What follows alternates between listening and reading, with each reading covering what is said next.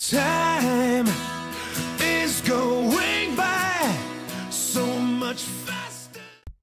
Hello again, YouTubers. It's me again. Yes, I'm doing another one of my view videos because I like them and I like to get my views and I like to hear your views back. So, my view now is that in some cases, books can be better than films. And I don't just mean films that have been made and been inspired by books, like The Hunger Games and Twilight. Them films I can get to later. I mean, books in general can be better than films because books give you a in-depth look of what a certain character or protagonist is feeling, how he perceives the world around him, how he perceives the other people around him, and just you get a real in-depth knowledge of these characters by reading this book, and you can get really attached to them really easily. Some books do this better than others. I've got a collection of books which I think do this pretty well. I've got, this is a good book,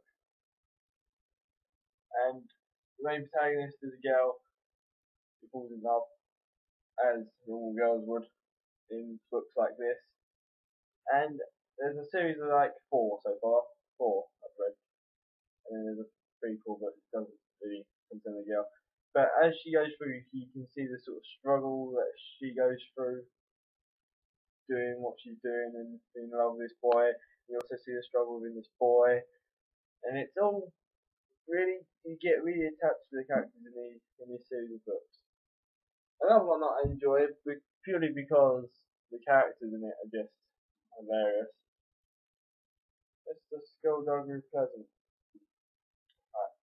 As you can tell, this isn't meant to be a serious book, but the characters come across really good. Every character has their own personality that you can get really attached to, and you can either love them, hate them, loathe them, blah, whatever you feel about them, you will get attached in some way, either negative or positive way, to at least one of these characters. It's usually the Skullduggery, between he's the one there a lot. Another book that does this, or series of books, is when it comes to books, but if you really want, when you really get attached to characters, it's over a period of time, a long period of time. So you'll need 1 or 2 books onwards to do this. And here I have a Darren Shan book. This is the saga of Darren Shan. They're like, there's I got the trilogy book, so there's 3 in one of these. I have 4 of these, I believe. So 3, 6, 9, 12. 12. I'm not very good at maths, I apologise. 12. There's 12 books. And these books are amazing. Darren Shan is an amazing author. If you haven't read any of his stuff, I suggest you go do it. Because you see this boy, Darren. I won't try and give anything away. But he goes through, from the first book, he goes through so much to everything happens to him that you could possibly think of, and there's loads of twists, turns, you get attached to people and then they die, and you feel how Darren feels because you were also attached to them the same way he was, and it gets all sad and stuff, and you really feel the character because you've been with him so long, and right when it comes to the end, you're like, oh, it's over, and you want to learn more. You know how it is with books. And of course we got the famous Hunger Games. And I don't need to say anything about this one really. If you read the trilogy, there's 3 books.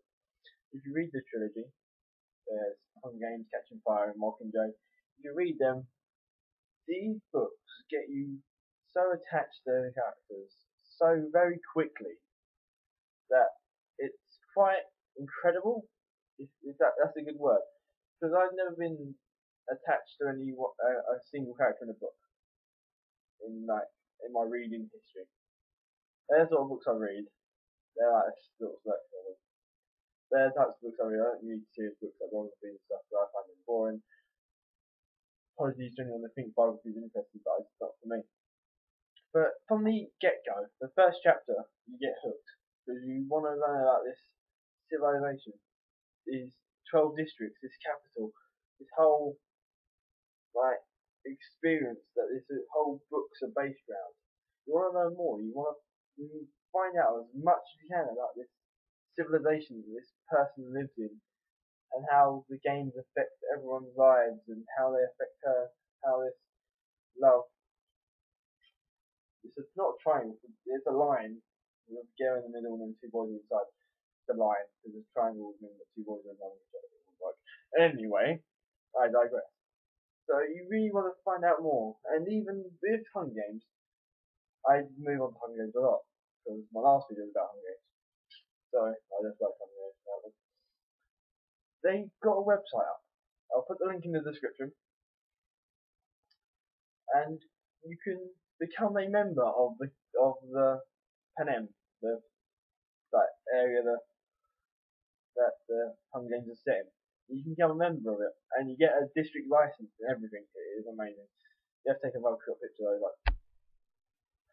But anyway, yeah, it is amazing. It becomes the whole book series, the whole book world, I guess, has become a whole way of seeing things because they've actually made a proper website, and the district, like the capital, give you like headlines and stuff. It's so cool. You get to talk to people from your district as well, and you get signed to the district, it's 12 districts, like it says. And like lumber company, you gotta go check it out if you like Hunger Games because it is amazing, and you get to like just do random crap in forums. So that's my bit about books. Films, on the other hand, I will say that films are good because films can get you excited pretty quickly through music, through what's going on, through what the character says, what line is, yeah. So like films like The Punisher, for example, with Thomas Jane, you get quite into that film because of what happens to him at the start. If you haven't seen the film, I won't spoil it. But what happens at the start and how he moves on and becomes this hench dude with a skull on his shirt and dual shotguns. And films like that. And then certain films do better than others, like books really. Certain films are there just for comical value. HD, I guess, is can be one because you don't really get attached to the characters there because they're awesome and stuff. And then you get films like Bridge to Terabithia, where you get attached to these two little kids, and then something happens to one and you feel sad, and the other one and you feel sad for the other one. So films and books are the same-ish, except films are there, they show you exactly what's happening, they explain what they want you to know, and any twists are revealed at the time they want. Books, on the other hand, back to books let your mind picture up the image of what you want. So every person's reading experience is going to be different because everyone's mind doesn't work in the same way.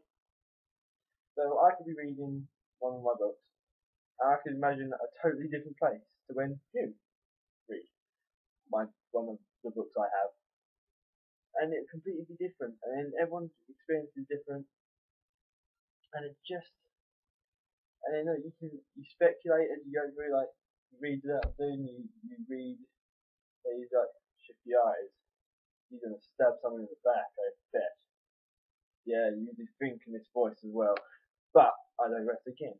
So these types of media are effective. Both as effective as each other really. I prefer books personally, and this is what I want to ask you. Would you prefer to read a book or watch a film? And even more importantly, would you read a book, then go see a film of the book that the film's inspired by? Or do you see the film and then read the book?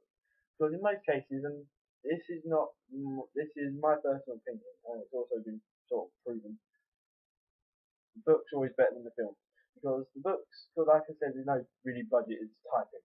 So your imagination can do whatever it wants. Films have a budget, so they can't do everything that it explains in the book, and also they have a time limit. Hunger Games, for example. Film just came out. Yeah? Seen it twice. Not everything that's in the book is in the film. It's alright because they only missed out a few minor points and then a big point, but it doesn't really matter because the film is still amazing, even if you've read the books. So it doesn't matter. So what I'm saying is, would you prefer to see a film, read a book, or would you prefer to read a book, then see a film about the book, or would you see a film and then read the book? That's what I want to know. Leave a comment. I'll see you later.